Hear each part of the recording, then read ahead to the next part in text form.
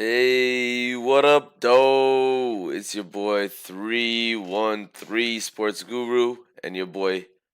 Main event in the building. Hey, man. Today we're gonna talk about the Detroit Pistons versus the Cleveland Refs. What happened, man? I thought we were supposed to be playing the Cavs today, but they showed up in God, pinstripe uniforms with whistles, smirking their way, man. What's going on, bro? man, Donovan Mitchell, bro. I know you made that whole press conference about you not getting any calls and the refs against you, and it looks like the league took a different approach and showed you love because this was atrocious to watch, man. I know the Pistons kind of let go of a lead in the third quarter, but 35 free throws to 12 free throws is insane, bro. I don't even think there's much to talk about. Obviously, there's something going on when it comes to the Detroit Pistons and the referees. They never liked us. I mean, from day one, bro, it's always been Detroit versus everybody, and I think it's always going to be Detroit versus everybody forever. But it's almost impossible to win games when refs are controlling the whole game. It reminds me, I feel exactly how Shaq felt in that one interview when he started cussing about the referees. I don't know if you remember that from like 2002, but I get it, bro. I get it. This is not fair, man. Bad officiating, man, as usual. But hey, what can you do? What do you think, Guru? I mean, I didn't expect anything less from the Cleveland referees. I knew it was gonna be a blowout either way. It's kind of how Game Fives go. But I thought this was gonna be our game, bro. I thought, the agenda was for the Pistons, Mr. Cade Cunningham, Cade Icewood. We fought our way through a Game 7 series too. So I just don't know why the favors with Cleveland. But man, I kind of knew from the beginning at the jump when he threw the ball. The jump ball was towards Jarrett Allen's side, and I'm like, already, bro, already. And maybe it's just the hater in me, but nah, he proved me right. It was just crazy, bro. It was crazy to see. Um, I'm glad I didn't do a live reaction because y'all would have seen me at my worst. Because these referees did not make it easy to breathe here in Detroit. I was itching. I was mad at everything. Um, I mean, look, bro. Look at the free throw discrepancy, the fouls discrepancy. They had our guys not able to even defend them without being called for a foul. And then we were even on the offensive side. It wasn't any prettier. When we were being aggressive, they were calling offensive fouls. There was one that was atrocious. It was I think it was Cade or Levert drove down the lane. Dennis Schroeder was moving, man. He was moving, and they called the foul. There was one on Merrill. He didn't set his feet. They called the foul. Um, I don't know, man. I don't know what we got to do. I'm really interested to see what JB, Cade, and the guys have to say about this game. Maybe we'll pull up some audio and listen to their post game. Yeah, man. Obviously Detroit dominated the first half. We shot 55%. We led by 4 going to halftime. And then man, the Cavs just came out, bro, with that 22-0 run the start of the third quarter. And I mean, it was crazy. I mean, they even broke the record. I think since 97, they haven't went on a run like that. It was just a cold streak for the Pistons, man. A lot of turnovers coming off. Big shout out though to Karis LeVert.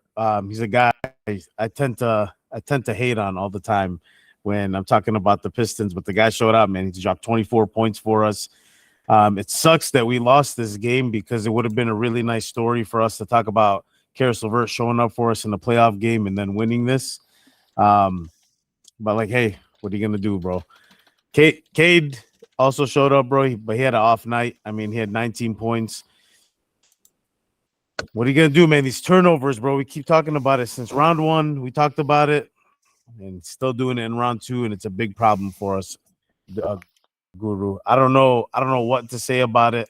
I know he's still young, 24 years old, but this is playoff basketball, man. We're in round two as the number one seed, and I just don't like how our MVP is kind of looking towards the end of last game, and then a lot of this game. Well, again, man, I'm gonna say this, bro. I don't care if you're LeBron James. If people are allowed to slap at your hands, grab you off on screens, pull you, elbow you when you go up for a shot and not get a foul call. I mean, yeah, bro, it's gonna look really bad. And then if you're Shea on OKC or today Donovan Mitchell, man, your percentage looks way better than what it was. This dude was 0 for 7 in the first quarter. We were playing really good defense on the guy. But they decided to call everything, man. It's not fun. It's not fun. I'm sure Cleveland fans are the only fans in the world that were having fun today. This game was actually disgusting. And what's worse is when I see the media kind of like loving to hate Detroit. It's I've I haven't seen it since '04, '05, '06, but it reminded me of those days, man, where it's us versus everybody, bro. It's us versus everybody, and I think hopefully this brings us together as a city. This brings us together as a team. We need to show out. We need to show out to Game 5. I don't care, man. I don't care, Cleveland fans. It's going to be another brawl at the LCA arena if y'all show up. Don't show up. I'm serious now. It's no love between us. It's no love between us. Y'all are not allowed at the family dinner. You're not allowed. I don't care if you're my cousin. You're not allowed. That's where we're at right now.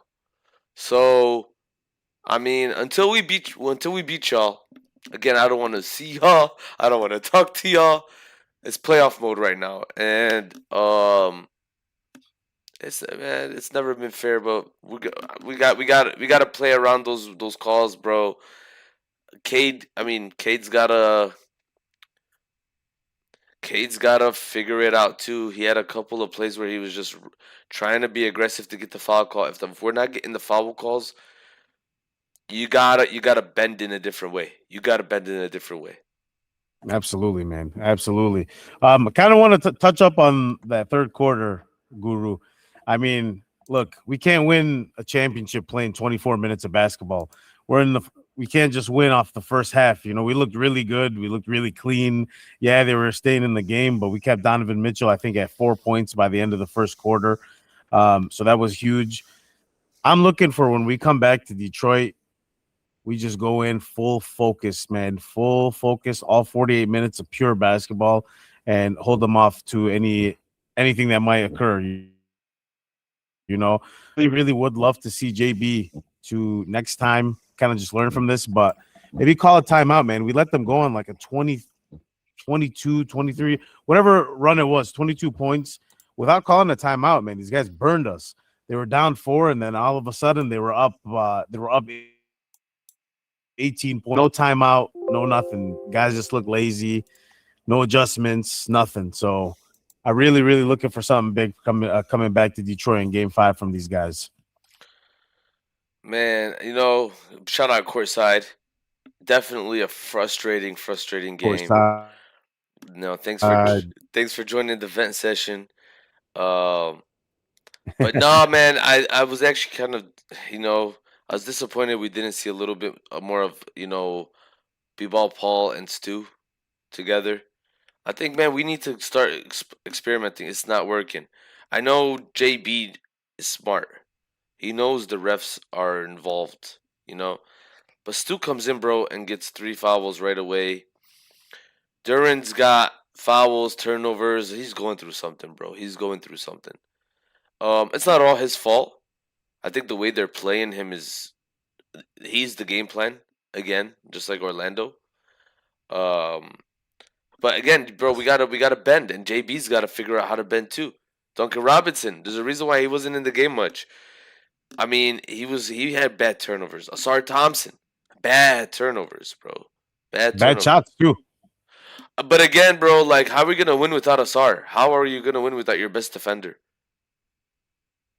I We agree. wanna I agree. we wanna cry about Donovan Mitchell take it over.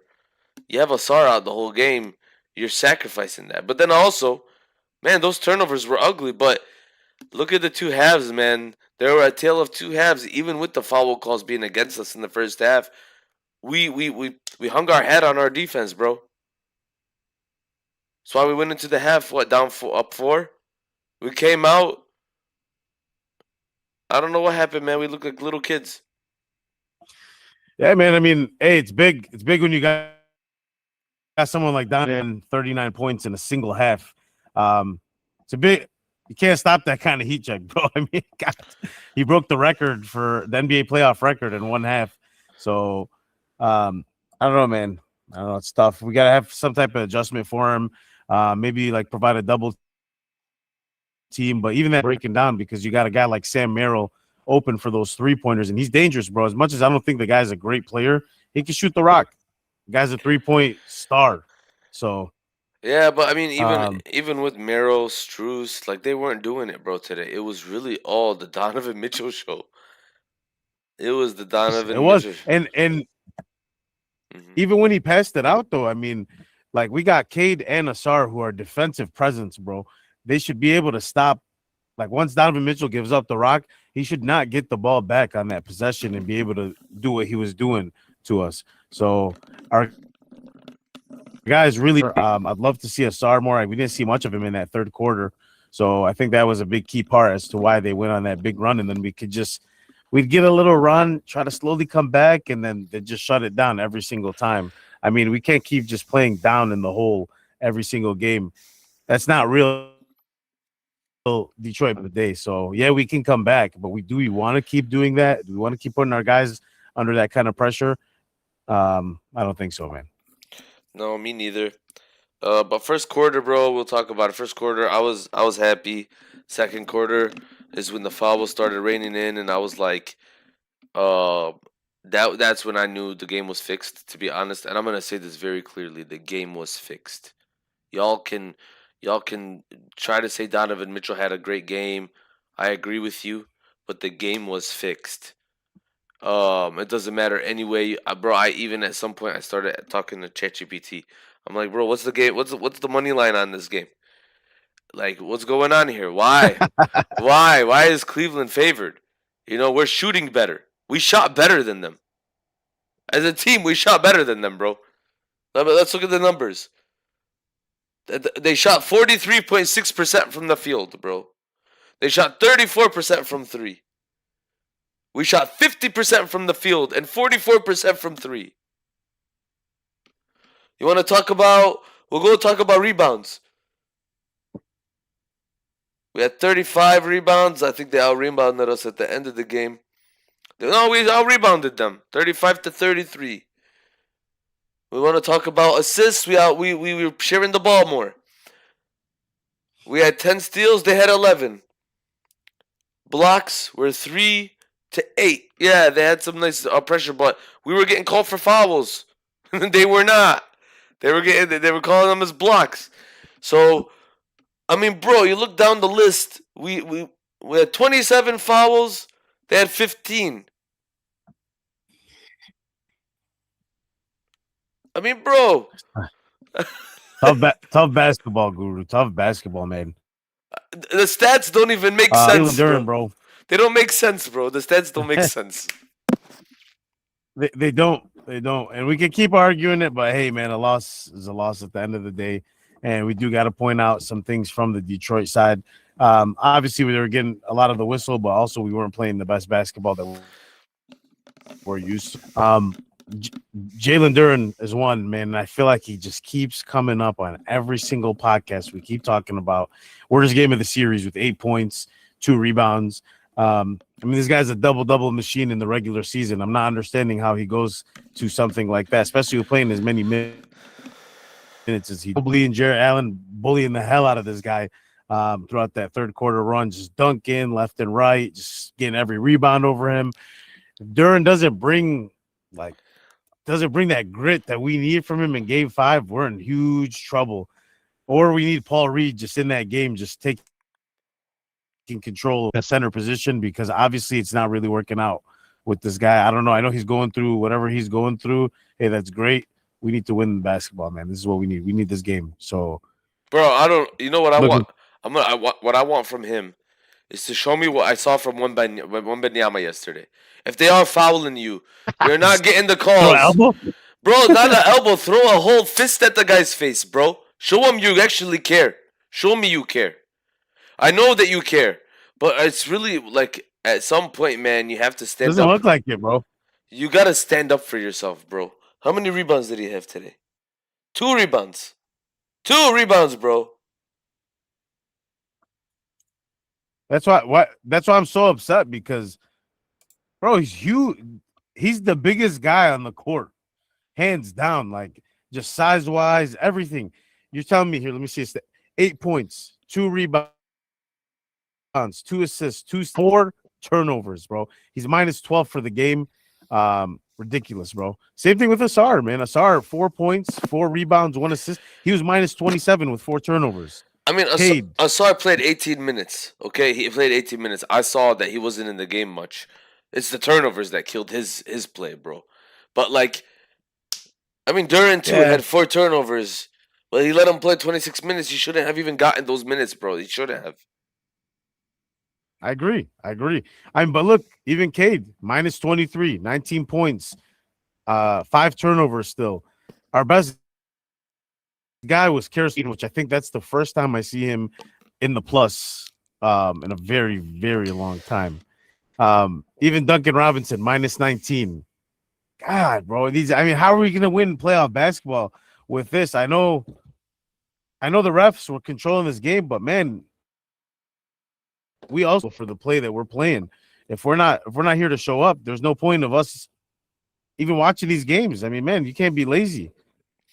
To be honest, man, I feel like the players are like, what's the point of us playing these games if we're gonna be in foul trouble. We're not gonna be able to actually have a presence down low. Like, bro, Stu got called for 3 straight fouls just for positioning himself under the basket. Jalen Duran, And not one was a real foul either. That's the none of them problem are here. real fouls, bro. None of them are real fouls. Like, and you look at Duran, same thing, bro. Like, as much as I wanna complain about Duran, the guy had some nice plays on offense. Scored a couple baskets. But bro, they were not letting us position ourselves in the paint at all without being called for a foul. How do you play basketball if every time you turn your back and you want to box someone out, you get called for a foul? How do you play basketball? I'm asking you. How do you get rebounds if you're not allowed to box out because you're just bigger than Jarrett Allen and Evan Mobley, and the ref whistles you for that? Like, how what do we want to actually see from them? Should they all just abandon the paint? No, I get it, bro. I get it. I mean, look, I'm frustrated with my team. I get it. Also, very frustrated with the officiating. Nothing really we could do about it. But hey, if they're gonna play like this, and the league is gonna make sure that we lose our games, we got to find approach. And I feel like JB is not really doing a good job with our rotations when it comes to that. Like, hey, we know they're gonna call these fouls. We know what they're up to, and we know what they're gonna do. Let's change the game plan, man. It's not working. We cannot go down and not score a point for 22 straight to go on a 22 run for the Cavs. We need to come up with something different, man. We got Ron, who barely played. He came in towards the end. They went on a nice little run. Him, Marcus Sasser. Also, shout out to Marcus Sasser, bro. I, I am really, really not understanding why we're not seeing some minutes from him. He seems to be a better backup for Cade right now than DJ is. DJ's not showing up. Dennis Schroeder's in his head. He's got Tyson just playing in his head. He's not scoring the ball. He's not really doing much. I'd love to see just something. We need to switch up these lineups. Something's got to change for this next game 5. And I'd love to see what you think, Guru. What would you like to see for this next upcoming game at home?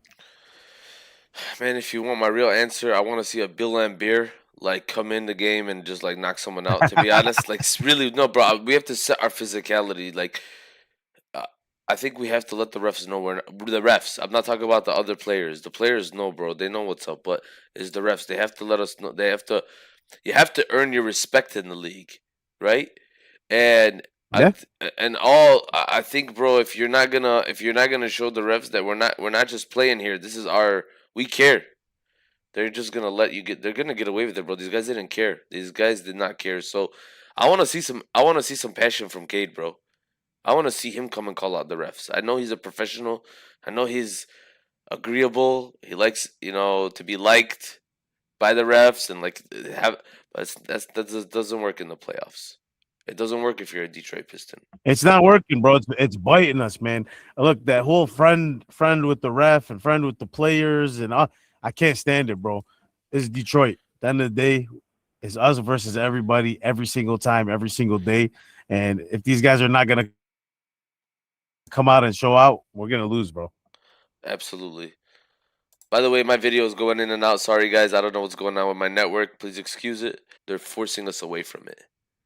And, bro, I don't want to move away from it because we won 60 games by being physical, by scoring the most paint points. You know what I mean? We win by out rebounding the opponent. We win by dirty defense. We had the most fouls in the league per game. We also, you know, we also had some of the most free throws in the league. So we need to be able to balance that. And right now it's not balanced. We're committing a lot of fouls, whether they're real fouls or not, and we're not getting to the line. And then we are outscoring the opponent both from three and from the paint. But bro, when the Cavs scored 100, 25 of those points were from the free throw line. 25 of their 100 points were for 3 points. What's 100 minus half of those? We were in the game, bro. We're in the game. We're winning. So that's the good hope, bro. The good hope is maybe tomorrow the agenda changes. We're back in Detroit. It's game 5. And I'm just the type, bro. I'm done with this stuff, bro. Give Detroit its respect. Give us our respect, bro. Give Cade his respect.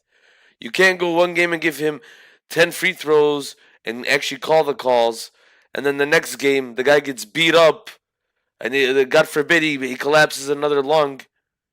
And it's okay because we gotta follow the agenda. No, bro, these are real people's lives. Real people's they're throwing their body, for the sake of the game, for the sake of entertainment. Reward the ethical player, please, and stop giving those guys like Donovan Mitchell everything and James Harden everything. This guy just, I knew it, bro. It was like at the end of the third quarter, end of the half, and I was telling my wife, bro, it's James Harden. He's just gonna flop. He flopped and they gave a late whistle, gave him 3 free throws. I forgot who it was on. I think it was a Duncan or something. Barely I'm touched the I'm guy. just disgusted with the way Harden plays. By the way, just to bring up, I mean, the guy is 36 years old, just throwing away his body. He foul call, then actually make his bucket, which is so frustrating to watch because that is the worst type of basketball ever, man. Um, you just want every play, every call, and you want to cry to the ref and look at the ref after every play, even when you don't get touched. It's kind of messed up. But Guru, I have a question. Yes, sir. Do you think we know JB Bickerstaff and kind of the drama between the Cleveland Cavaliers? We got a big revenge narrative. Um, it's 2-2 series is 2-2, and it's basically just gonna go back and forth between these guys. Cleveland is 0-5 away during the playoff. Beneficial for us. Detroit has a beautiful crowd when they come in and they show out for us. And nobody wants to win this more than JB Bickerstaff. So what are you looking for from the coach for this next game and to try to get us to get this W? Bro, yell at the ref and get a tech, bro. Get a tech. Show some passion, man. I wanna see him throw a chair, bro. Like, challenge a call. Challenge a call. Do something, bro. Even he was trying to play nice. I don't know what did they threaten them? Did they have their kids hostage? Tell them if you guys speak up, the other guys are going and yelling at the refs and everything. And then once one of our guys even gets animated, coach pulls him out of the game. I'm sick of it, bro. It's Detroit. They're not gonna respect us. We gotta earn it. We gotta demand it, bro. Not even earn it. We gotta demand it.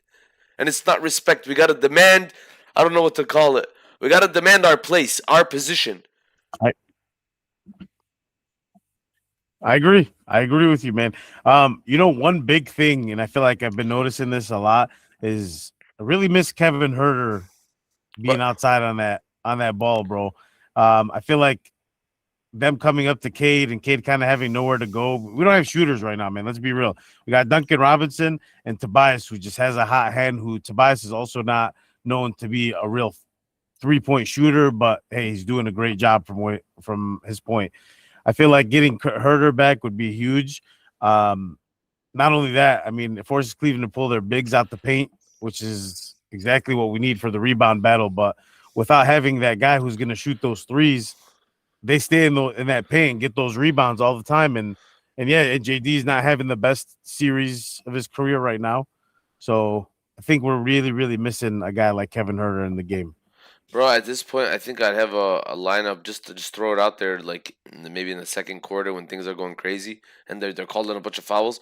Give me Kevin Herter, Duncan Robinson, give me Karis LeVert, give me Cade, give me Marcus Sasser, and give me B-ball Paul. Like, bro, give me all shooters. I want to see all shooters that are just gonna spread the court, bro, spread the floor. Because, bro, when they're calling those fouls, there's no point of having Duran in. There's no point of having Tobias. Tobias got hit so many times. How many times did he go to the line? 2 times today. So you look at his field goal percentage, you're like, oh, he had a bad game. No, bro. 17. He was 6 for 17. Four of those shots, four of them were fouls, at least. So I mean, you're talking about flipping his. He would have a 20-point game easily today, easily if they just called the fouls. And I'm not even talking about not calling Donovan's fouls. Call him, bro. I don't care. This guy can score 50. Treat us the same. That's That's it. it. That's it. That's it. Bro, Cade, how many foul shots did he? 3 foul shots. You're telling me Cade Cunningham only deserved 3? One of them was an and one? Man, it's crazy because Donovan Mitchell had 15 free throws and the whole entire Pistons team had 12. That's embarrassing, man. It's embarrassing. It's Embarrassing officiating. The league should be ashamed by having something like this happen, man. and I Seriously. and I want listen. I wish we were a little bigger, not because I want the fame. I just want to be able to say it out loud to the Stephen A. Smiths. Cover this game correctly. Cover this game correctly. Don't He's a Knicks fan, bro. He's not gonna do that. cover this game correctly. Are you a Cleveland Cavaliers fan? Maybe you want to play them, bro, and you're afraid of us. Maybe that's what it is. It's 100% what it is. If you watch me, please, if you see me, if this clip goes, this one clip go viral, please. Let's clip this, bro. Stephen A. Smith, if you're a man, call this game correctly. If you're not afraid of the Pistons, call this game correctly. Let everybody know what's going on in Detroit and in Cleveland. Let them know that they're playing dirty. The refs they think no one's watching. That's what's going on. They play us on Peacock at 8 o'clock in the Eastern conference game, bro. This is what's happening. They're trying to shove this down. They think people don't watch us, bro. You got the biggest names playing against each other right now. They must be blind. It's the best. I mean, every Pistons game has been the best basketball by far. Whether it was round one or round two, every game's been close. It's been a nail biter. So everyone is definitely watching these games.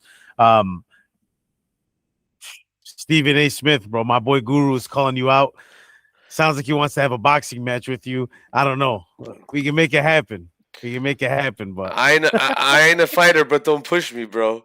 No, like, but no, for real, man. That's what I hate is that the media was all up in arms for Donovan Mitchell.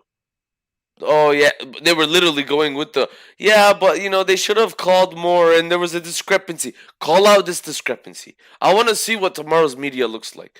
I want to see what Detroit fans say. You guys are gonna blame Duran. You guys are gonna blame Asar. You guys are gonna blame Duncan. You guys aren't watching the game. You guys are not actually watching the game. They got you. They got you because yeah, your guys did miss some shots. So did Donovan Mitchell. He went 0 for 7 in the first quarter. And then he went and scored 15 straight free throws. it's funny you bring that up because anytime we went on some type of run coming back down from being down 18 or whatever it was, every time we went on some type of run, that whistle started blowing. I don't care if it was somebody going to the paint or if it was an off the ball foul, anything. The whistle just kept blowing no matter what when we were going on our lead. I do want to say one thing with Donovan Mitchell. Yeah, the guy's a baller, bro. He dropped 39. That's great. Obviously, we did something really good in the first half with holding him up for 4 points. And then we went away from the game plan, and that's the problem here. For the next game, I do want to see a Sar Thompson who I think is the defensive player of the year. Obviously, Wemby doesn't count because he's kind of in his own space. But I think Asar Thompson needs to really be there and be his just primary on him, man.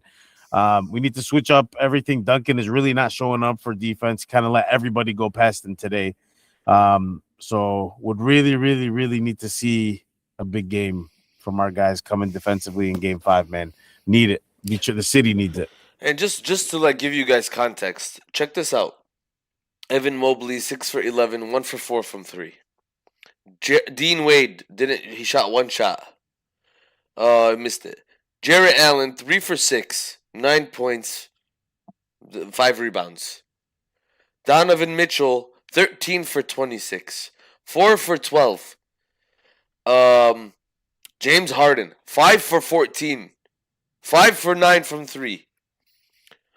Max Strus 2 for 7, 1 for 6 from three. Dennis Schroeder had a decent game, 3 for 4, 1 for 2. Sam Merrill 2 for 8, 2 for 7 from three. They beat us with two guys, bro. They beat us with two guys. It's a damn shame, man. They didn't beat us with two guys, man. They beat us with five. That's Donovan Mitchell, James Harden, and then the three refs that were on the court. So no, they beat us with The five refs. 35. The five refs. Yeah, Those guys five. are Yeah, Detroit fan, bro. What's up, man? Listen, bro. This is it's hard to beat the Cleveland refs, especially when we're playing in Vegas. Apparently, I thought we were in Cleveland, but it's brought to you by FanDuel. Like, this is exactly where the game is going. WWE commentary on the side, talking about how great Donovan Mitchell is with his amazing free throw shot. Like, this is it's getting out of hand, man. It's getting out of hand.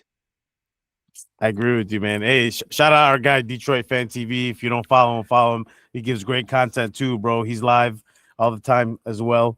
Yeah, man. Hey, if you want to come vent, bro, let me know. You can come up here. We're just vetting, bro. At this point, we're just vetting. I mean, it's We're not just pissed, bro.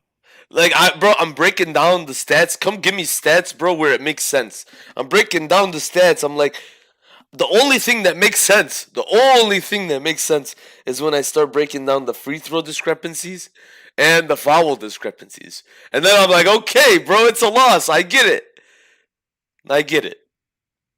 So, please, Cleveland fans, man. I'll drop the link now, man. Come up. Yeah, man. It's getting out of hand, bro. It's frustrating, bro. Frustrating. Well, Guru, what'd you think of that last minute and a half last 2 minutes and a half when our second and third string kind of came in the game and it kind of gave us a little bit of life? I mean, to be honest, bro, I was watching the game with my wife, and you could ask her. I called it. I was like, they're gonna try to make it, still look like there's hope, because they made the game boring, bro. They made those refs literally had money on this game. I'm not. They had money on this game, bro. They're sitting with my boy Chauncey. They're gonna put my guy Chauncey in jail. Put these guys, these refs in jail, bro.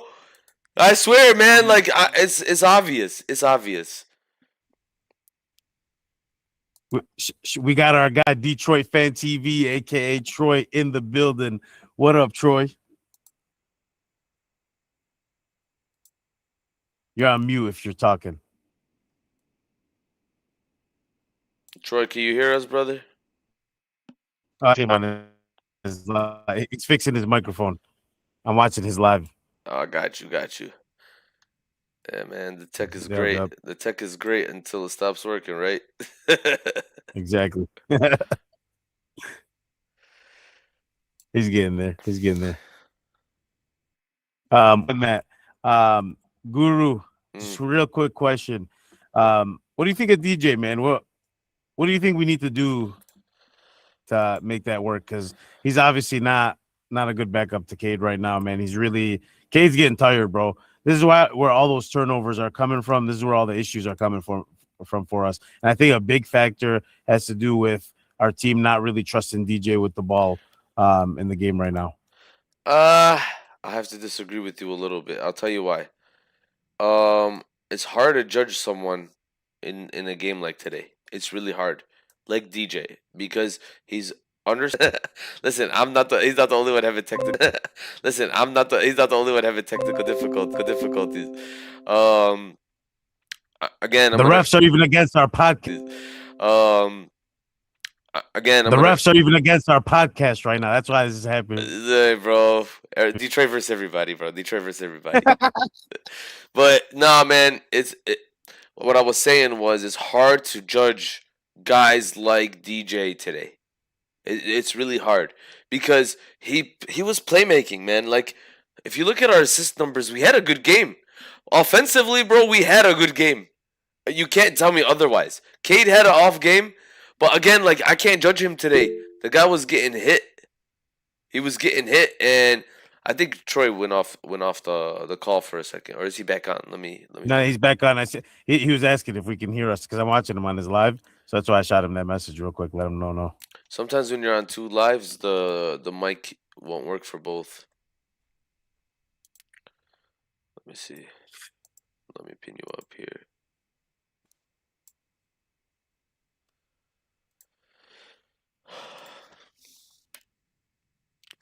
Yeah, but that's why I really can't judge him today.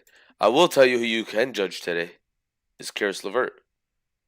And I will say that on a game like today is where you say Pistons fans need to stop judging players all the time based off of one game win. It isn't always fair, bro. It isn't always fair. Refs aren't. They weren't giving the guy like DJ a chance. They weren't giving a guy like Kate a chance. When you're able to hold people on the screens, when a guy like Max Strus, who is a good defender, Dean Wade is a good defender, and they're allowed to put their hands over screens and grab you while you're trying to get over a screen. Bro, I saw Duncan like, what the heck, bro? Call a foul. Like it just wasn't happening. They weren't calling them. So for me to judge Danis on a game like this would be unfair.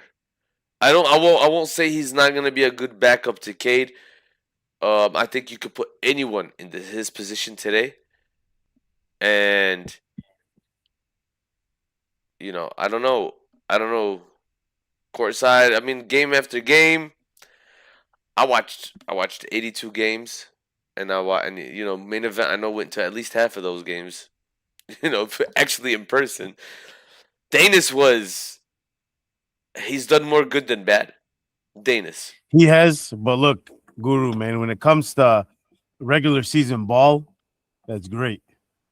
But when we're talking playoffs and when it really matters, the guy's not showing up. And courtside, I agree with you. It's been game after game. Yeah, he'll have one good game. He had a great game 7. I'll give him that. But bro, we need you right now. Like this is when we need you, and you're scoring. I know you're a +6, but you got 2 points, you got 3 rebounds, 3 assists, That's what I mean, bro. He was making plays. He wasn't. I didn't see him as the big as a. 21 minutes though, Guru. Like he didn't do nothing, man. I We need mean, stats. look at Duncan Robinson. Look at Duncan Robinson. Why do you think he played 28 minutes and only put up 2 shots? Why? Mega. It, I was gonna say sorry. I see Mega Hustle 3-1-3. Pistons need Kevin Herter back for Game 5 ASAP. His defense matches up well with Sam Merrill and Max Strus.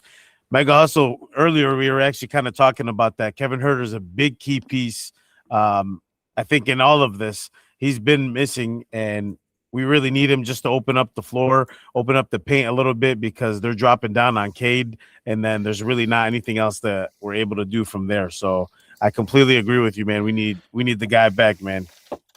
I'm gonna put up a poll. Please answer it, guys. What was the biggest reason for our loss today?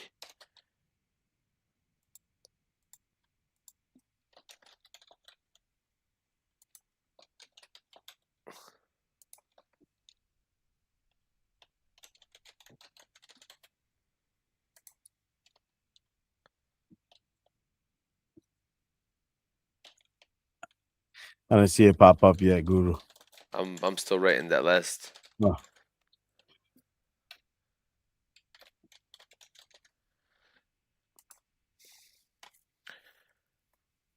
While Guru's doing that, just want to point out, man, our 3-point percentage. I mean, 43.5%. Still think that was great basketball, especially with Cavaliers being so physical the whole time we were playing. I mean, it's funny because we were playing the same amount of physicality and not getting any of the right calls. And anytime we did it back to the Cavaliers, they got every call. And that's what really like took us back. I mean, dropping 30 free throws really changes the game. We lost by 9 points. Take away 10 of those free throws, and we win the game. It's plain and simple, just like that. Or Or give give us the us 10 10, free throws. bro. Give us 10 free Yeah, throws. give us so you can keep your numbers right. Okay, go ahead. You're gonna give Donovan Mitchell every call anytime anyone breathes on him. That's fine. Do it back to Cade when he's getting punched in the face or getting elbowed in the face, or you know, I don't know, man. It's just very, very, very 34, disappointing bro. what we did tonight. 34. 34 to 12. You could have doubled our free throws, and we still were shy 8. You could have doubled them. Just a shame, man. It's just a shame, and then they wonder why the NBA kind of loses viewership sometimes. And this is the stuff, bro. People watch, people realize, people know what's going on when it comes to the stuff. When you're putting up all these minus 200 and plus 135 betting lines and all that, people know you guys are controlling the game. It's It's it's obvious. at this point, bro. I look at the money line and I'm like, all right, I know what's gonna happen today. I know exactly what. Literally how I Yo, Troy, there you what up, shout out though? Detroit Fan TV in the building. Got his mic right. What up? What up? we're still figuring out all the kinks and everything. You know what I mean? Hey, we'll Yeah, bring you up we hear regardless. you good, loud and clear though. Now, How we doing tonight, though, guys? How we doing, guys? How we doing? We're gonna man, survive, bro. We're gonna survive. It's all good, bro. We're gonna We're gonna survive. survive. It's just gonna make us stronger. How about you, I'll bro? tell Yeah. you, definitely pissed off, Troy, bro. That's a big. That's my answer, bro. I mean, it was unfortunate that we were in it, and then that third quarter happened, and then it was where they kind of ran away with it. That 38-point third quarter was tough, and we just nobody could guard Mitchell. You know, I saw he only got like 18 minutes tonight. I thought he probably was the main guy that should be guarding Mitchell, but he didn't get many minutes. So we gotta be able to contain Mitchell. Do you think he hurt his ankle and that's why we kind of pulled him out, but just kept it quiet? No, No, I know exactly why, bro. I know the play it happened. It was it was a pass. He passed the ball, and it was a dumb pass, bro. It was a dumb pass, and he looked at JB and was like, "Oh, my bad." And then JB was like, "Get out of here, bro." It was his fourth turnover. mm-hmm. I get it, bro. I know it's his fourth turnover, but man, everybody had a turnover. Had a lot of turnovers in this game. I mean, shit, bro. You We know got what? 4 SR, 4 JD, 1 Duncan Robinson, 5 Cade. Even my guy, B-Ball Paul, got 1 turnover. Even though he came in, he's so freaking good, man. I still do not understand how we're not seeing more minutes from this guy. I mean, I don't know why we're not either, but today we did, bro. Today he played him as a second center. When after the run though, like I would love to see him when we're up 4 points. Bring B-Ball Paul, keep that momentum going. But no, you wait till we're down 18, and then here comes B-Ball Paul to drop 7 straight points for us, and then give us a little run when he could have done that when we were up and make a lot of defensive stops like he was doing. But then you just said it, bro. Like you said it. If you're coach and you guys are up while getting all these fouls, while not playing great, why change it? Why? I mean, to me, rest your guys, and you obviously know that Paul Reed is playing better basketball. Come with Stu and JD both combined right now in the playoffs. He really is. I mean, it's facts are facts at the end of the day. So why not? People think I'm crazy when I say this. Troy, what do you think about B-Ball Paul at the 4? So the one thing he has is that I like that Duran doesn't. He can shoot the three. So especially when you're playing Cleveland, the main reason that they're kind of having their way with their bigs and they're moving people around is because they're just jamming the paint. They don't have to leave the paint. Duran he doesn't pose a threat when it goes to making them guard the perimeter. But Paul Reed does. You seen he hit a three tonight. Mm-hmm. So when they have to step out on like that, and that opens up the floor a little bit more for Cade. Now he can cut to the floor, get some easy layups. Everybody can get more. It opens up the paint.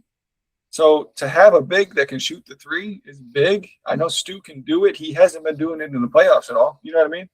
So we need that. I think we definitely need that, especially before this game. I was a little hesitant to say Reed over Duran, but now I'm starting to come around to where we can't have Duran. There's only so much you can say he used to do this and he did this in the regular season before you just say right now this is what it is. We got to give Reed his time. So I mean, at the four, I honestly wouldn't even mind it because that's kind of what the Cavs do. They go double big with Allen and Mobley. Yeah, they got the towers down there. Exactly. I mean, so if we can match that, then that's possible. He's got to hit the three. He's got to be able to hit the three if we play them both, though. That's the key to it. But Troy, the question is who sits out if we bring Paul Reed at the four? Have to be. I mean, I'd go a big lineup like Cade, Tobias, Asar, Reed, and Duran. I'd just go a whole big lineup. And I love that lineup. I think that lineup is the lineup. Remember I told you that? But I was against Orlando. I was saying even run that lineup because, bro, we will not win trying to outscore the other team.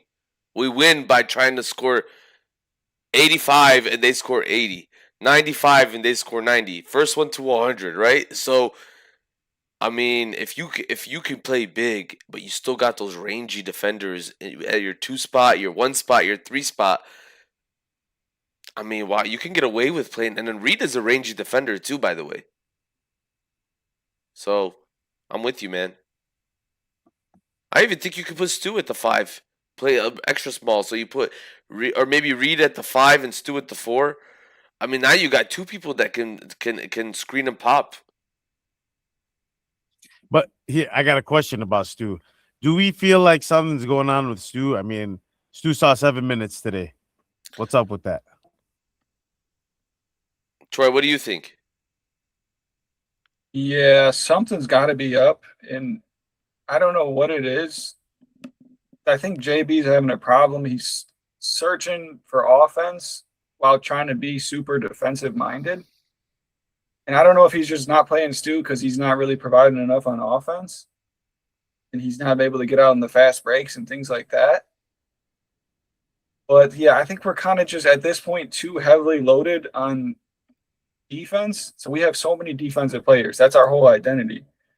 And we have no one really that can shoot the three right now. We don't have scorers. I mean, Harris LeVert, I love him, but he's the main. Tobias has been like one of our main scorers. Like we need people to score the ball. So Stu, he's kind of his little hook shot in the paint and stuff. It's not working out against Mobley and Allen and them. So basically, he has no offense unless he can shoot the three, but he hasn't been doing that. So it's kind of hard to say because I feel like Stu's like a playoff the type of player you would want. He's hard, gritty defense. He's like our little Ben Wallace, But I think JB's not even just playing the right things. I think JB's got the whole rotations all wrong, and it's just not right. In my opinion, I think it's one of the hardest things as a coach is realizing that you can't play a guy because of how he's being called. Like, okay, we all know Stu's game. Stu's game is about positioning in the paint. Mm-hmm. And if every time he even boxes out somebody, like Jarrett Allen or Evan Mobley, he's getting called for a foul. Like Stu comes in and gets 3 fouls in a row. How are you gonna play him? And then it's not his fault. This is his style. He's a gritty guy that jostles for positioning down low. And then once he gets that positioning, you toss the ball to him, gives you a little shoulder, a little hook shot. Like you said, that's his game. And, I mean, you take that away, Stu's not really a mover. He'll set some screens, but even I don't want to give him the ball on a cut every time. He's not that kind of guy. So I mean, I'm hoping. I'm hope. Listen, I still know we're gonna beat these guys. So we're gonna, when we play the Knicks, hopefully you see a lot more Stu because. But here's the deal: if Stu's down low trying to position against Mitchell and Cat, and they call 3 straight fouls every time. I mean, look what was happening with Cat and Embiid. Cat kind of figured it out, just flop. Our guys don't flop. So when I look at Stu, it's like Bill Laimbeer trying to play in 2026. The refs just won't have it. It's funny you're saying that, Guru, and it sucks that that's the way it is. But Stu is not even. I mean, we've seen Stu 10 times more aggressive than we've seen him in this last series, and the one before that, like the final 3 games. I just think that because of his reputation, that's what's happening with him. And it's unfortunate because they're not allowing him to play basketball. And that's what sucks because the guy can come out and ball. He showed us he's dropped over 20 points in a game before. He dropped a 30 burger one game, if I'm not mistaken, in the regular season. So the fact that they're stopping him from doing all this is so unfortunate because he could be a big factor in our game. And the refs just are not letting it happen. I don't know if it's because that fight in Charlotte when he came off the bench, this is his punishment. Hey, anytime Isaiah Stewart comes in the game, make sure to get him fouled out, get him in foul trouble. But I don't know, man. I don't know. I think the league really needs to look at what's going on with this officiating. Who was the ref today? Man, I don't even. You know what? I was so heated this whole entire game that I don't think I even paid attention to that. Let me see. It's probably gonna say right here. They have it on their game summary, right? Sometimes. Yeah, I'm checking right now. It was Mark Davis, Josh Tiven, and Mitchell Irvin. I don't know. I'm gonna put a note next to these guys because they're some of the worst game throwers I've ever seen. These guys had money on the game, for sure, 100%. Or their friends did. Somebody did. Dad called. Um, Dad called Mr. Davis before and said, "Hey, listen, son, I'll get you a Christmas present. Just throw the game for me. That's it." I mean, hey, it would not be a surprise to see something like that happen. Also, kind of want to bring up. I know we said we were going to bring it up, but I think the way our setup is, we might not be able to put up a video on here, Guru. But kind of want to talk about what JB was talking about in that press conference. I don't know if you listened to it. I can, I can bring up the audio without bringing up the video. If I don't know if you two would be down for that, but we can maybe do that, kind of break that down. Yeah, let me figure that out while you guys keep talking. Yeah. Go ahead, Troy. Like, you can go back to Tim Donaghy or whatever. The NBA is, I think it goes deeper than just, hey, my buddy or pay me or something. Like, the NBA is deciding, and goes way, like, the mob. It used to be the mob that ran it. Now with all the billions and stuff, like, the NBA is actually deciding who wins each game. And just, like, it's all economy. It just makes sense. Like, how much money goes to each city every time they play a game. Like, if the series goes 7 games, each city is going to have a lot of money going to them. And it's just billions in TV deals, the revenue, all that. So I'm a person I don't think, I like to watch and the entertainment, but I don't think none of this is necessarily legit. I'll say that, just legit. I think it's kind of fishy, a lot of it. Yeah, it is. It's funny you bring that up, Troy. I actually posted this on Reddit just to let people know that we were live. Okay. Just got a response back and saying they're going against what we're kind of saying. They're saying that they're not blaming the refs for this loss, and they didn't orchestrate a 21-0 run to start the second half, and that's why we lost. And I get that. I get we're down big, and we let them go on a crazy run. JB didn't call any timeouts during that run, but if you still look at it, we were still very close in the box score. And the biggest thing were the fouls, man. I mean, like we were talking about earlier with Guru, if we just had 10 more free throws, which is just Exactly. 5 more shooting fouls, the game comes into our favor and we win by 1 point. And that's where we're talking about. Yeah, we can.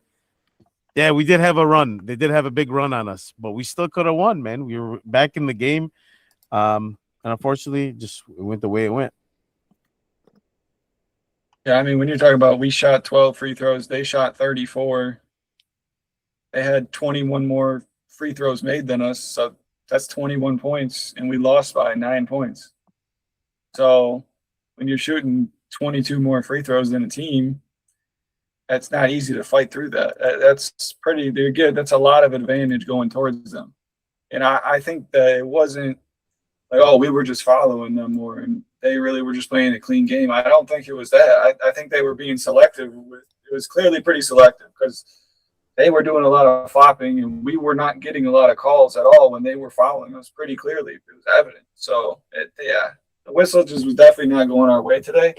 I don't like to blame the refs, but when you get the numbers to back it up like that, it's pretty bad.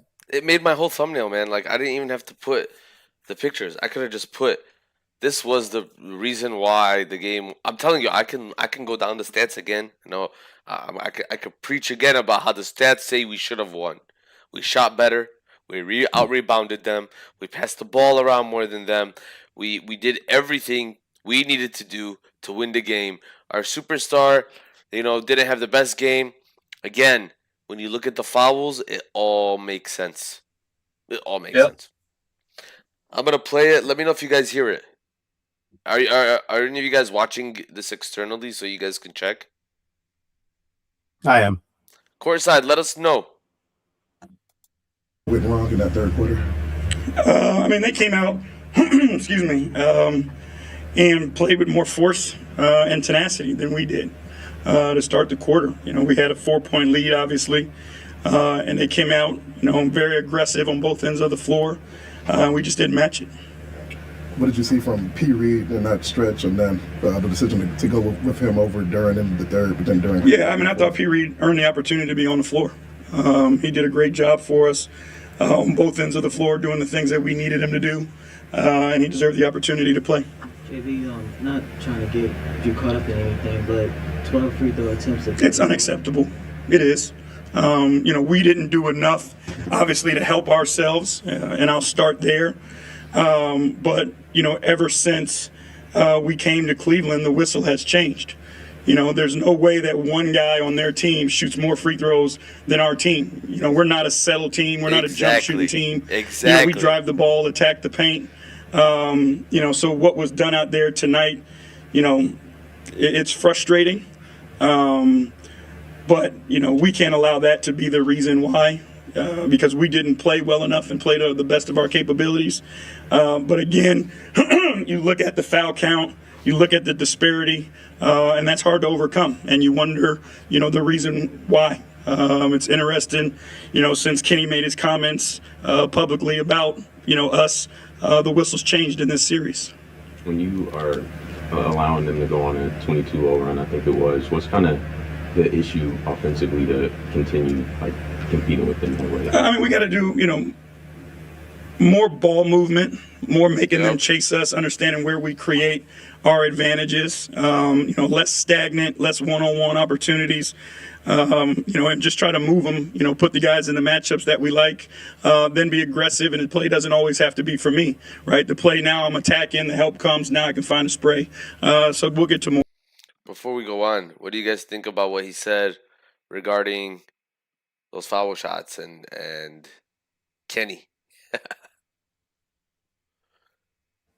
Yeah, I love him taking a shot at all of them. We obviously know he's probably going to get a nice little fine, and probably like a $30K fine, something Jaylen Brown. No, he didn't say nothing bad. He doesn't say nothing too bad. Listen, hey, he's calling him out. He's straight up said, hey, once Donovan Mitchell started crying about the fouls not being called, The whistle happens. changed. He said the whistle changed, and he's like, you kind of wonder why. And that's basically taking the shot. And I think because he's the Detroit Pistons head coach, that's where that fine will come into play. Now, if this was anybody else, I don't think so. Jaylen Brown is also a hated man in the NBA, unfortunately. He's the man. I love Jaylen Brown. But right when he made a call out on the refs, he got fined. But if Donovan Mitchell does it, and you know what? No fine for you. Let's actually start calling these fouls for you now. Crazy. Troy, what do you think? Yeah, I mean, Jaylen Brown, he clearly had something to say. Even the Lakers, which out of all people, the Lakers are complaining. That's how you know there's a problem. When the Lakers are complaining about flopping and fouls and all this, now you know something's up. And just like JB said, Donovan Mitchell shot 15 free throws. Our whole team shot 12. That's one guy over our whole team. And it's funny how he said, like, I'm not trying to get you caught up, but the 12 thing, like the reporter, you know what I mean? I'm not trying to get you in trouble because he knows how JB is. And I mean, JB's been really adamant before where he's like, it's unacceptable, this and that, you know what I mean? And Dan Bobway, welcome to the channel. You might be new here, but it's all Detroit, everything, all day, every day. Detroit versus everybody. We didn't get wrecked. I mean, shout out to Donovan. He made some really nice shots, but I could go down the list of every other bum on that team, and how they had a horrible game and how the Pistons outplayed them. And so when one guy shoots more free throws than the entire Pistons squad, I mean, Dan, you gotta give and take a little bit. Donovan's a great player, but the better team lost today. So we'll continue. More of that. Defensively, some of that overhelping seems to be a problem there tonight. I guess is the rhyme I'm using for it. I mean, again, we'll go back, but it's execution of systematic things. We got caught ball watching a few times against their shooters. They went to relocate. They do a great job of finding those guys and making shots. The overhelps, I think more so we were trying to do two things at once instead of just being in early and then being able to work our way back to shooters. So we were a step behind on that part of it. In the first half, Mitchell only had 4 points. Second half, he had 39. Do you feel like you guys did anything different defensively to allow him to get going like that? No, I mean, we just didn't do the job. And he's electric, you know what I mean? Like, if you let him get going, we know what he's capable of. And, he hits some tough shots, but that's what he does. So we just got to do a better job, all around. Keeping him off the free throw line if we can, but, challenging all his catches, executing our coverages and making it difficult on him. 24 points for LeVert. I think he had 16, 17 in the first half. What did you like about it? Everything. I thought he came out and gave us, what we needed. He gave us a great spark on both ends of the floor. Vert is a true competitor and understands the moment. How important these games are, how much they mean to us and to him. In his journey, he doesn't want to take it for granted. JP, knowing how you guys play and the identity being so tight. Hold on, I had to stop this. Troy, what do you think about LeVert today? LeVert's a straight baller, and he stepped up like when I was on you guys last time. I said like our bench, we need the bench to step up, and I think they did in a huge way. Our bench outscored our starters today. So that was huge. And for LeVert, that's what we need. That's what we kind of missing is someone who's going to be scoring 20 points. Bench no bias, but we can't just rely on bias. It's really supposed to be Duran, but it's not here. So for someone like LeVert to step up and give us that type of production, that's huge. And if we want to keep going towards the championship, we're going to need, maybe not LeVert every night, but we're going to need players like that to make those types of 20 games and step up. Absolutely. 100%. Dan Bobway said, no doubt Pistons are a 60-win team and Cavs haven't won an away game. Whoever wins game 5 takes series. 100%. And when the Pistons win, we'll be back over here talking about it. And then we'll talk about how we were going to win on Friday. And we're going to go up 4-2 and win 6. I wonder, Dan, what team are you a fan of? And you can answer in the chat, man. I love to talk basketball, man. So everyone's echoing, probably because I have the audio on right now. Once I turn that off, hopefully it'll get better. I'm gonna continue playing. Physicality. When a game is being called like it was today, does that kind of take you guys out of playing his style of basketball? I mean, it makes it difficult too. It's interesting. Again, I'll say, the difference on each side of the ball. You guys can go back and watch it yourself. But watch when Duncan Robinson tries to come off screens and the amount of hands that are on him. And the whistles weren't being blown. Didn't I say that? Didn't I say that? So that's why you can't judge a player like. Oh, it's echoing really bad. Hold on, what if I did this real quick? How about not courtside? We good? Is it still echoing? All right, I'm guessing that's a no. So yeah. Oh, interesting. I wonder why.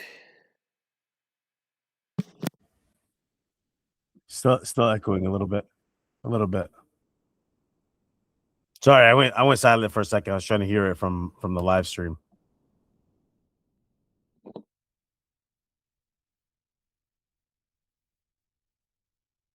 Courtside, do we sound good now if it's just us talking instead of playing that audio?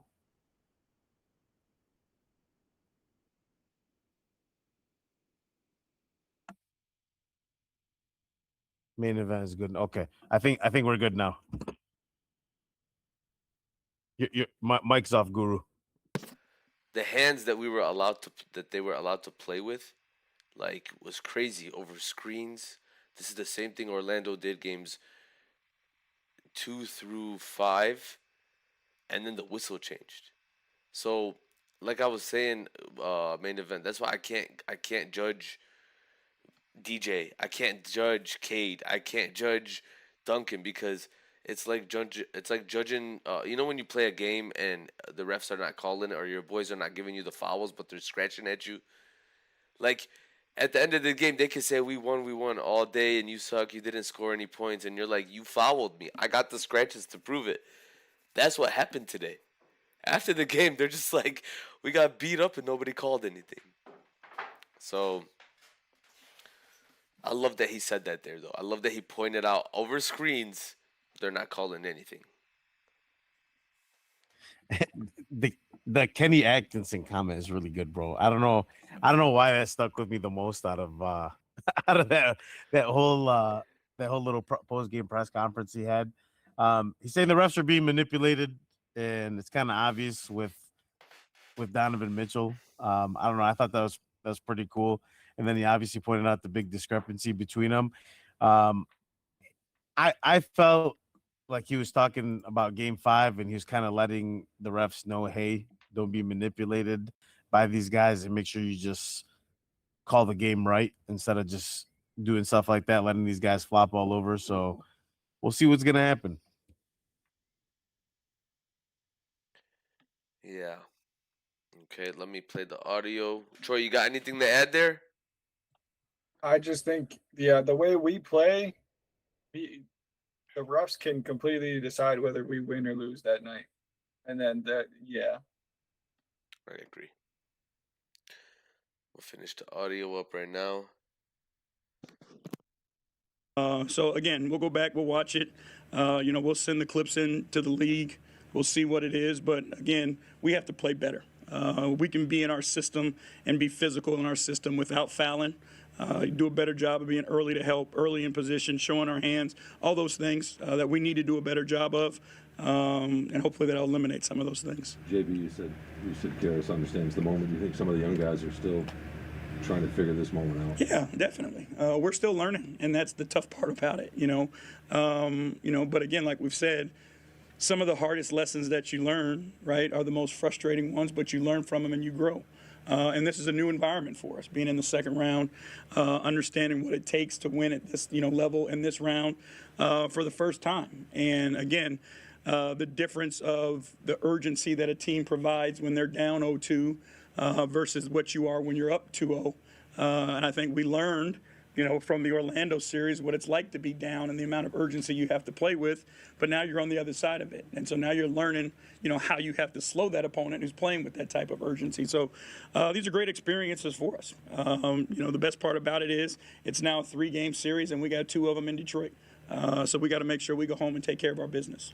What did you want to see from Duran in the fourth, and how do you weigh the history of what he's done versus maybe the struggles he's having on one particular night? Again, you got to give guys confidence. You got to give them belief. He's accomplished a lot for us. He's done a lot of things. Again, I still believe that nothing is just given. Things still need to be earned. Again, that's why P. Reed got the minutes. He earned them. I thought he deserved them. And then you give JD a chance to go back out there and do the things we know he's capable of. You don't just give up on guys when they're having a hard time. And that's why our guys genuinely care for one another. They support one another, and we'll fight through it and figure it out together. And what's the message to him, I guess, while he's figuring things out? Just the spirit, right? Like the things that you can control, you got to take care of. And, physically, he can dominate a game, whether it's rebounding, whether it's defending, whether it's running the floor. Like, put your emphasis and focus on those things, and then the rest of the game will come to you. Thank y'all.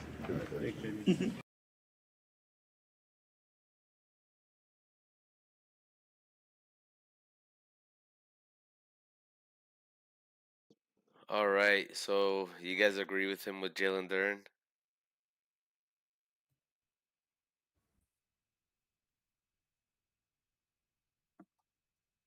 Were you guys able I to? don't know. You guys were able to hear that, right? Yeah, I was just delayed a little bit. I just finished it up right now because I was listening to it from the live. I couldn't listen to it from our meet, but I don't know, man. I don't know. What do you think? Let me hear your thoughts, Guru.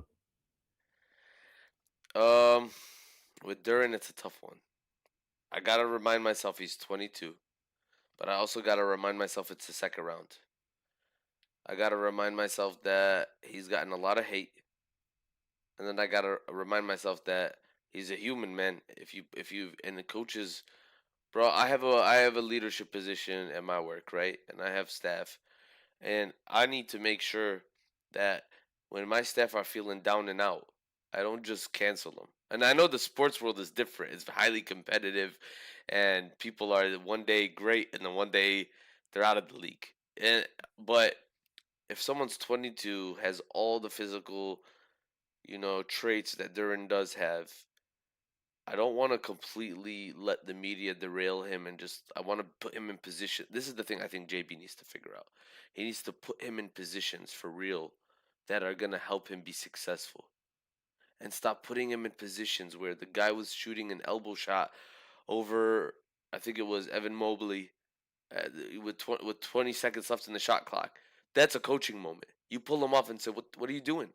Wait till your guard cuts, drives in the lane and kicks it back out. Then you take that little elbow. You don't do that. So I think that's what he meant by we're learning, man. We're still learning. We're young and we're learning. We haven't been in this position. We wanna win so bad. I could see it on the guys' faces, but they were going up a mountain today, and Jalen Duren got stuck somewhere along the way, and you don't just let the guy fall. So I agree with him, but hey, that's why JB's getting paid to coach the Detroit Pistons and not me.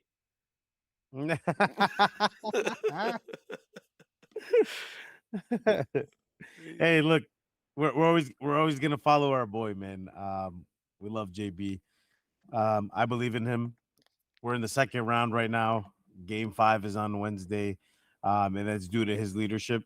So, yeah, at the end of the day, we're podcasters, bro. We love the game. We watch the game. We understand the game. But when it comes to the locker room culture and knowing his guys the best, I'm sure he knows what he's doing, and he's going to lead us to a successful W this coming Wednesday. I appreciate him for sticking up for the guys, man, in that press conference. That's what a good leader does it, man. Not when when you're high flying and great, you definitely shout out your guys, but I mean that was all year. He was telling everybody about, NBA, all NBA. JB would be better off with him not making all NBA teams because easier to pay him, keep him on the team, fit him around Cade, all that stuff. But he cares about him. Absolutely. Troy, what do you think?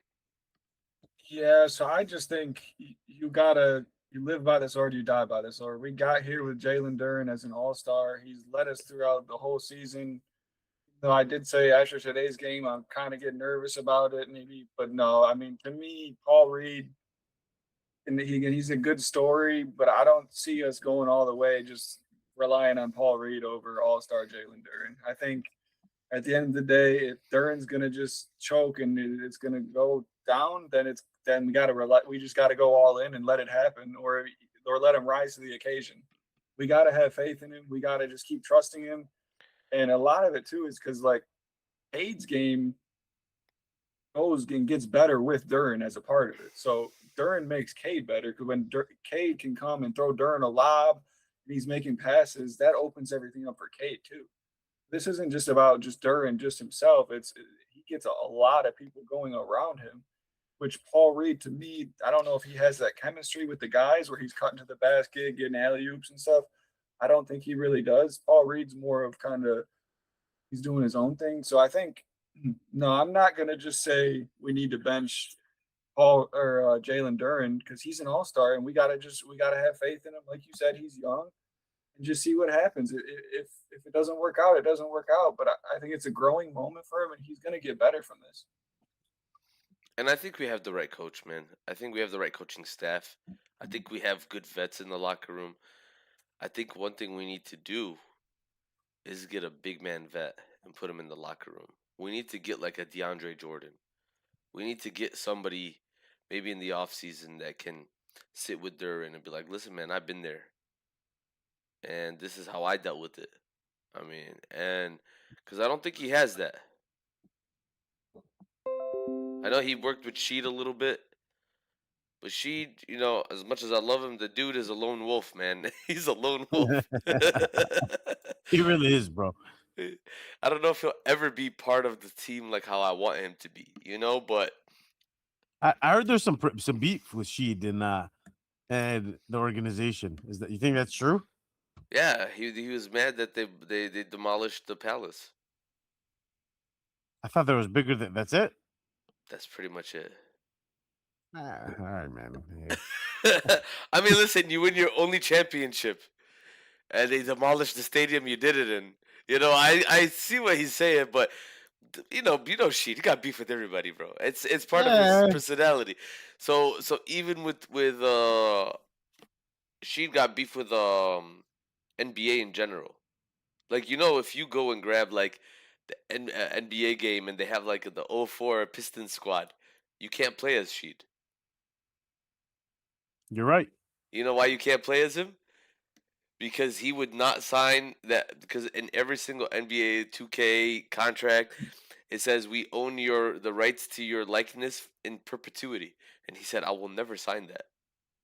I love it. He's like, I don't care how much money you give me, I'm never signing it. What a G. What a G. I swear. My God. Love him. Yeah. That's just it fits well. If you know Sheed, you know what I'm saying? Yeah, exactly. 100%. That's Sheed. But yeah, man. The other guys that spoke at the press conference was Paul George and Karis LeVert. You guys want to hear any of them talk? Up to you. I mean, Karis LeVert is gonna be more like, hey, where was that? Hey, man, I've been that player. Man. Y'all been sleeping on me. Pistons fans. And then Paul Reed, you know, I think he's the most rawest interviewer, like interviewee. Whenever they interview him, he just speaks exactly like what's on his mind. So I'll probably listen to that later, but yeah, man. Game random question. Mm-hmm. Random question, kind of outside of Pistons basketball. I know that's kind of what we do, but I don't know if you guys were able to catch the NBA lottery draft yesterday. If you guys did, what'd you guys think of it? Thank God Indiana didn't win anything. OKC didn't win anything. Those are the teams I was looking at, and I'm looking at the Wizards, and I'm like, dang, bro, they're gonna be good. They're gonna be really good. Yeah. You know, I'll tell you with the Wizards, I'm happy they got it. I'm so happy Indiana they got just smoked. Thank God, because because Indiana did it on purpose. The Wizards, they've been a struggling franchise for a little bit, and their GM really is doing a good job by trying to just make these trades happen and try to get the team to where they should be. I heard that they're going to trade their first pick for something else. Duran. And I'm just messing. hey, I wish, man. Nah, I don't wish. I love Duran, bro. Me too, He bro. just needs to. Me too. We need him back, bro. We need But, him hey, back. for the first But- pick of this draft, you wouldn't trade Duran? Real talk. Straight up. Yeah, I would, because I No. don't want to pay Duran. So you get a rookie contract. You get a good player on a rookie contract. You know what I mean? And I agree. And you could get a big, bro. Like, you could get a free agent big that catches lobs and screens for way less money. Right, exactly. I mean, that's the number one pick. That's a valuable thing in the NBA. So, Dude, you can even get Yeah. the first. You could get the first pick, trade him for Duran, and then trade that for like 2 future firsts or 3 future firsts if you really wanted to. You know what I'm saying? I don't know if you could trade a pick after you traded for it, but like, What I will say though is I would rather see us get Cameron Boozer over AJ DeBensla, and that's why I don't know if I would do that trade because I don't know. I'm not sold on AJ yet. I'm definitely sold on Cameron Boozer though. I think the So- top 10 is stacked, bro. Like, you really. Hey, can't this is an awesome draft coming up, bro. We got a lot of content. And they're Talk about these young and guys. they're scorers, bro. Like, they're scorers. They're people that could put the ball in the bucket. You know, they're winners. So these guys were all in the tourney. They were. So, I mean, there was one guy that didn't even want to be there, and he was in the tourney. You know what I'm saying? So like, I think these players, you can't go wrong. Duran, I wanted him at number 5 instead of Jaden Ivey. I'll be honest with you. That was my pick at 5. People thought I was crazy. But now, you like my boy Troy's saying, like, you gotta pay him. Is he worth it? I mean, we might regret it, but I'll take the risk for the first pick this year. You know what I would think would be really cool is for us to. I know we got the 21st pick from Minnesota, but I think it'd be really cool for us to maybe move up to like 10, where we don't have to lose as much value in the draft, and maybe try to pick up like a Yaxel from Michigan. Hey, the guy loves the city. He loves Michigan. He loves Detroit. I would love to see a guy like that on our team. I feel like he fits the culture. I think he slips. Really, to 21? He's projected like 10 or 11 or something like that. Listen, if you look at the Killian Hayes draft year, when we moved up and we got Sadiq Bey and Isaiah Stewart, I mean, things can happen in that 15, 16 range. You know? And if he slips to 15, he's there for the taking, bro. He's kind of slow. He's really like, he's not a top 10 talent athletically. And he's older. He could slip, bro. He could slip. He's a national champion, man.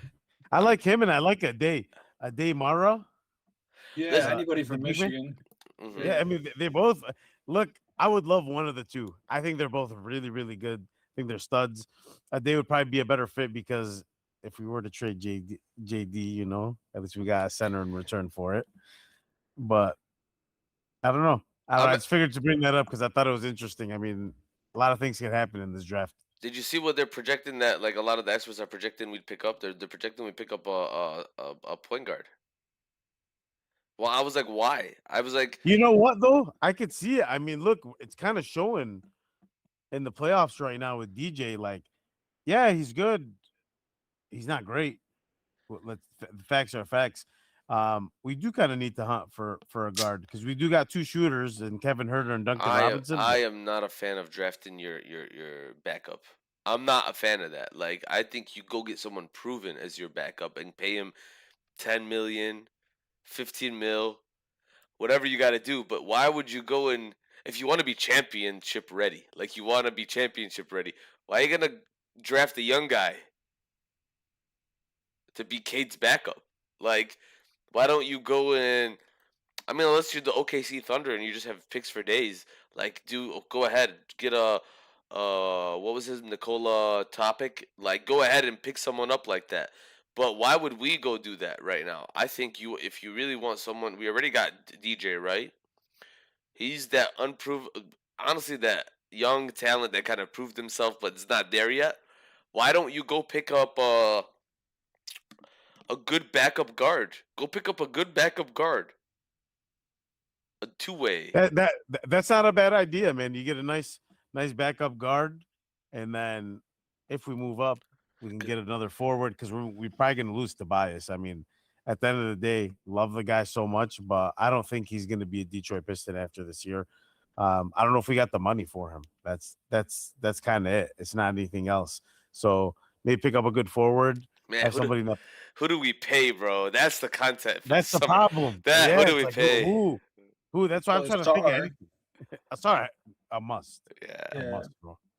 But how much? I mean, definitely he's gonna attract the most that he possibly can.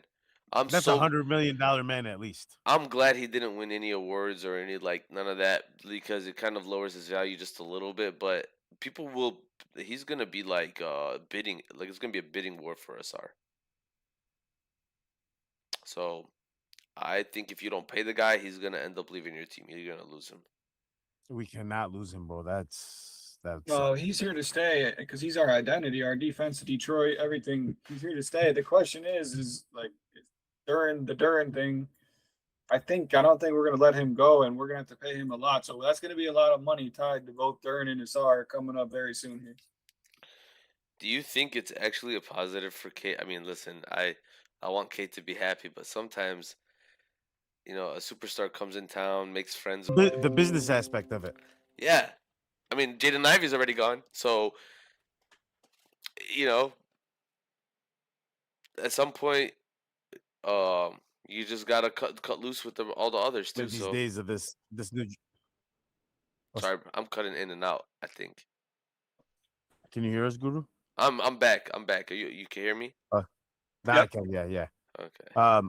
I think maybe we should do like a live one of these days, kind of breaking down this upcoming draft class, and maybe seeing some highlights of a lot of these guys, maybe the top 10. Just chop it up, see where everyone might go. Hopefully, after we win the championship. Exactly. Exactly. That would be great because then we really will have a lot of hard decisions to make. Right. If Duran flames out this postseason, it's a tough decision, but I won't be so super sad if we trade him for a top 5 pick in the draft. Like, I really won't. I agree. I did want to ask about Game 5, y'all.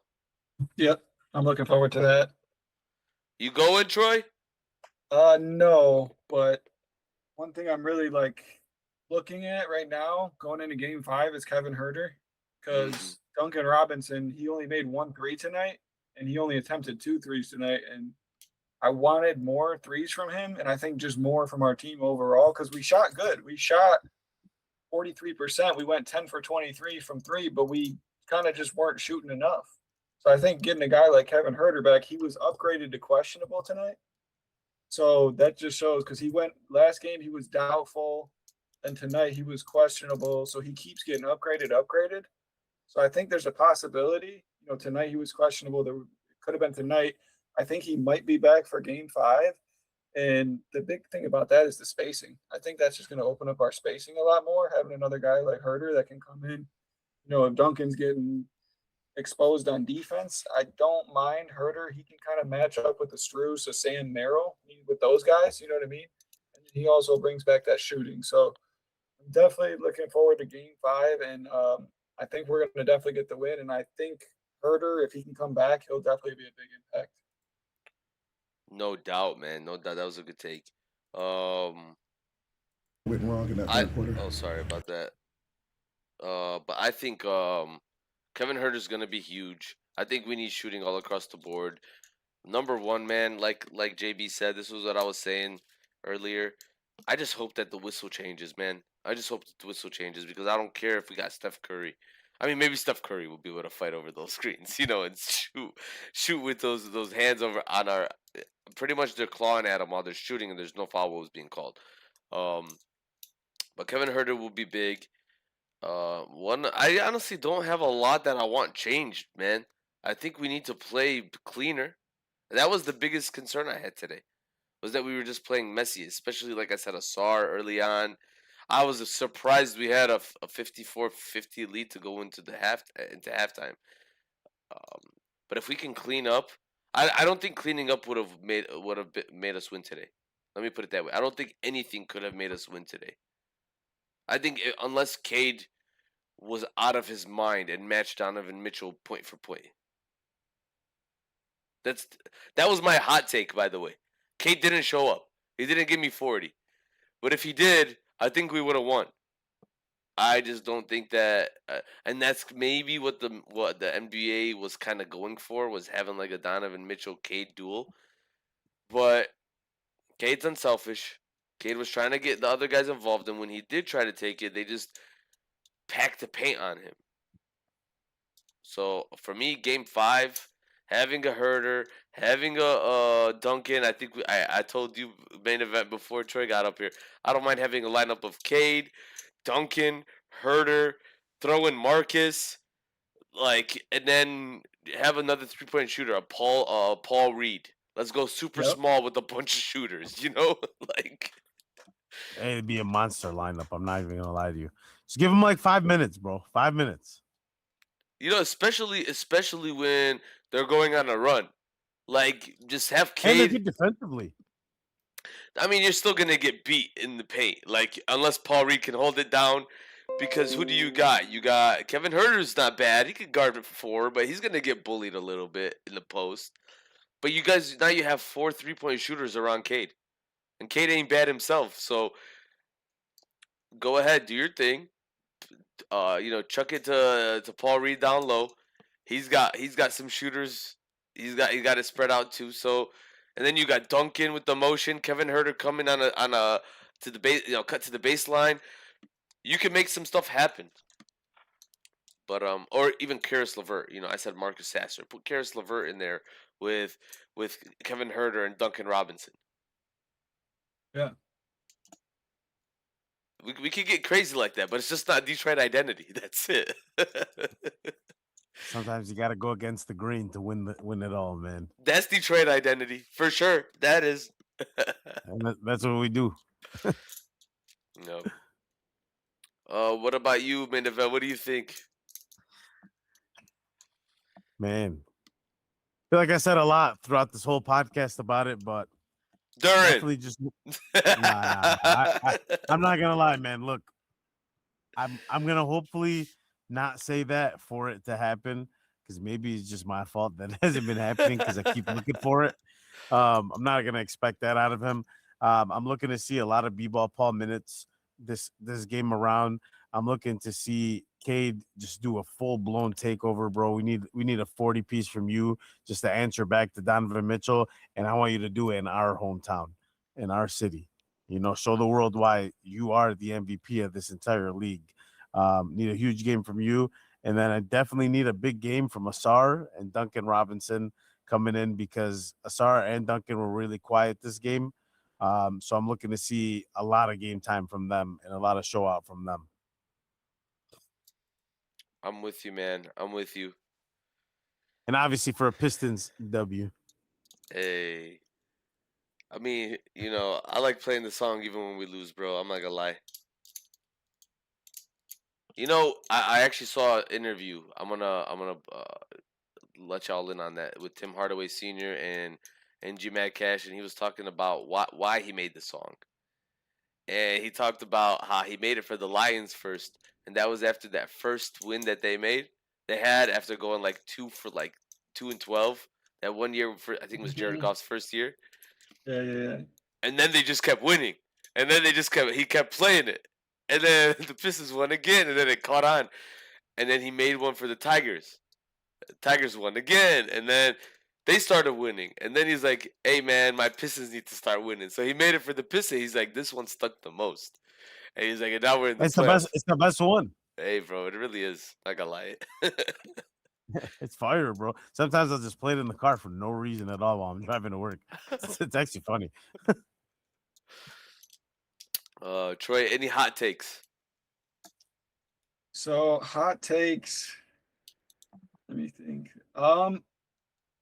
At this point, I'd say this is a hot take. I think Duran goes for 20 and 12. I think it's a Duran game. I think he comes back to where we know him to be and just has a balled out game. And I think he has his way. And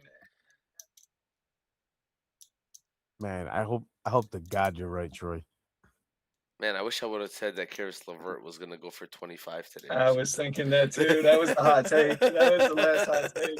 Karis LeVert takeover. You would have been a genius, bro. We could have clipped it and posted it all across.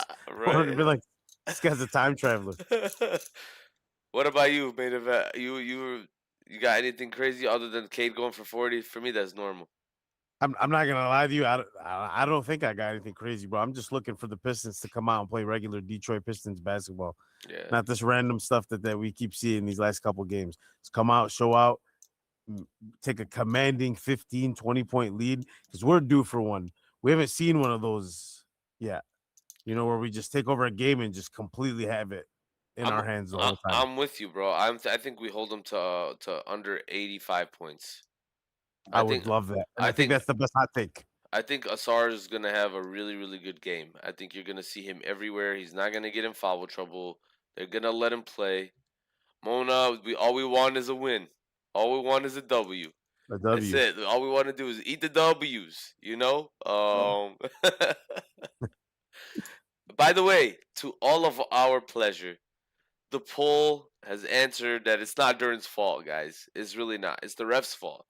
It's the ref's fault twice, and then it's the turnovers. And I agree with that. It's both. and it's Duran's fault a little bit, but it's okay. The other two are more stuck out more. Of course, it was only 9 votes. You know, I think, you know, everybody that comes in here, please answer the poll.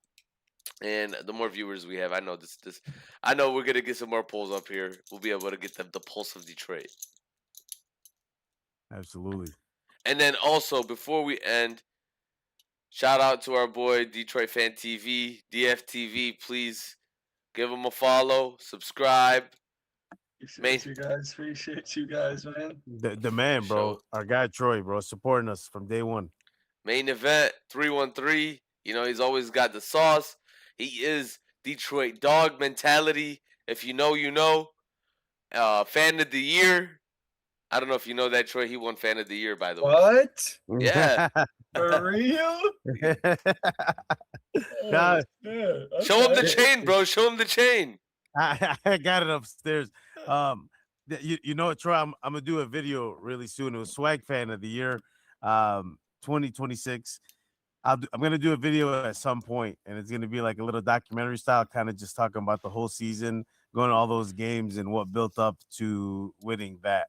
So I think that'd be pretty cool for the viewers just to see and kind of hear. Oh, for sure. That's lit, bro. That's really cool. Hell yeah, man. He met Cade. He met all the guys, bro. He's boys with Hooper. So oh man. So no, we got a celebrity here. Main event 313. Please give him a follow. Great. He's a WWE fan too. We might start that content, even though the NBA is turning into it for real. So hey, crazy. Definitely WWE style, bro. Hopefully, especially with Wemby throwing that elbow and not getting a suspension. If that was Stu, he would have got a 7-game suspension right now.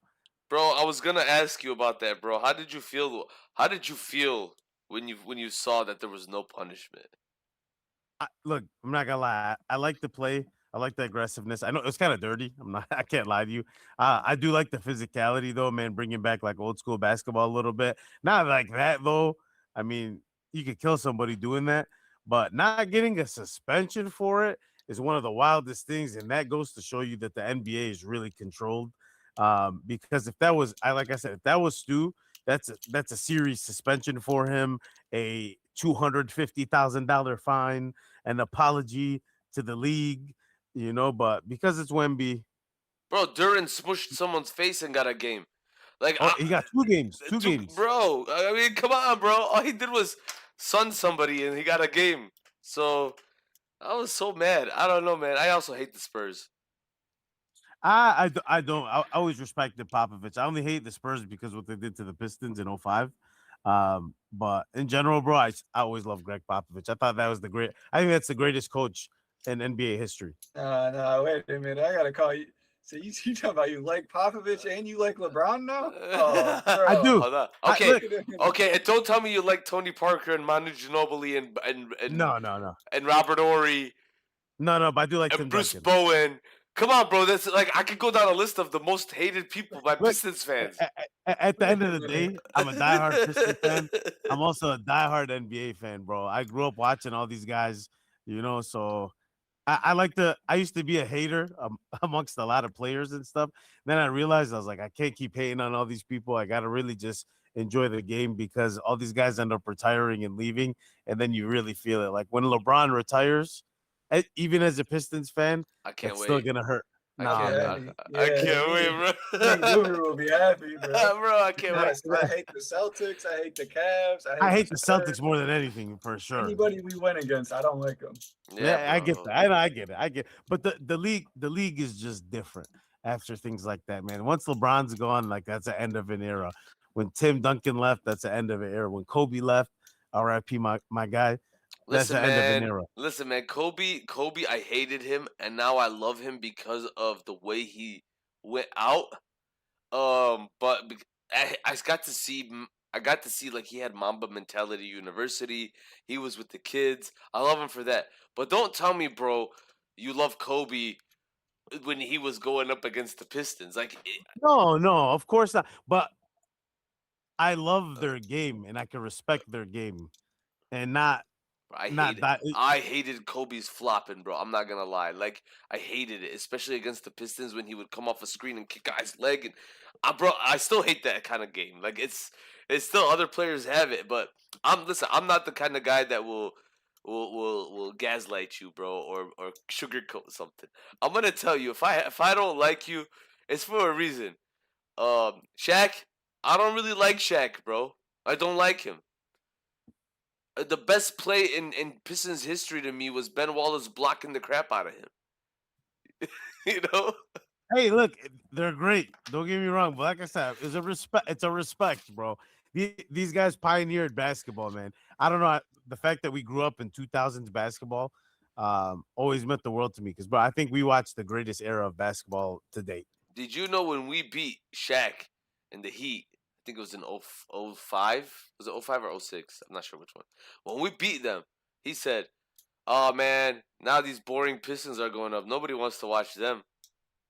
It should have been us." So, bro, after that, how can I like the guy? I get it. Instead of saying, "Oh, they deserved it. They're better than us." That's how you got to do us, bro. That's his competitiveness, and I'm not gonna lie. If I was in his position, I probably would have said the same thing because I was salty. That's what it is. He was salty, bro. Yeah, he's salty, bro. He was salty. I would have said the same thing, bro. But that's why it's always gonna be Detroit versus everybody, every single time, every single way, each and every way. All day, Troy. What up, though? What up, though? I appreciate you guys having me on, man. Appreciate you, Troy. Dub, but we're getting it in Game 5. We taking the Game 5 dub. That's all day. So there's no doubt about that. That's what it is. We move on from today's game and we get to the next game. That's all it is. The rest of our number tonight, you're gonna see him in Detroit. When the Detroit fans they ain't gonna be calling those crazy calls. Exactly, bro. Exactly. And I'll give you another one. And then Game 6, we're taking it in Cleveland. We're not gonna wait to come back to Detroit. What a call, man! Let's go. What a call! Yeah, let's go, baby. Let's go, baby. Put it up. Detroit basketball. All right, man. I'll see you guys later. All right, fellas. Have a good night. See you guys. You too.